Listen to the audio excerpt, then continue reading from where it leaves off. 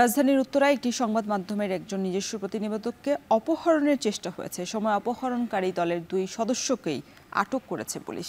রাতে সংবাদ সম্মেলনে এ তথ্য জানিয়েছেন ডিএমপির উত্তরা জোনের ডিসি মহিদুল ইসলাম। ভুক্তভোগীর অভিযোগ, সন্ধ্যায় এক নারী তাকে কল করে ধর্ষণের কথা বলে সহযোগিতা চায়। ওই নারী তাকে নর্থ টাওয়ারের কাছে আসার কথা বললেও পরে পার্শ্ববর্তী জায়গায় নিয়ে যায়। সেখানে আনুমানিক রাত 8টা থেকে পৌনে 9টার মধ্যে এই ঘটনাটি ঘটে।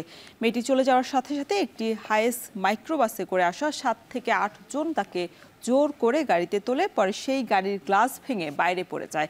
তার চিৎকার চেঁচামেচিতেই পুলিশ এবং জনগণ গিয়ে তাকে উদ্ধার করতে সক্ষম হয়। এ সময় ফয়সাল, সোহেল এবং ড্রাইভার জামিরুল ইসলামকে আটক করতে সক্ষম হয় পুলিশ। মাইক্রোবাসটিও জব্দ করা হয়।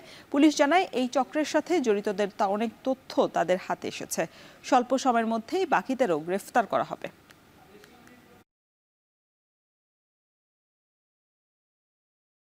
আমরা অন্যান্য যারা এটার পেছনে আরও যারা অপরাধী আছে বা অপরাধ চক্রে এই চক্রের সাথে যারা জড়িত অনেকের সম্পর্কে আমরা জানতে পেরেছি। আমাদের টিম কাজ করছে, আমাদের এসি একটা টিম নিয়ে কাজ করছেন, আমাদের আরও টিম রয়েছে, আমাদের অপারেশন চলমান রয়েছে।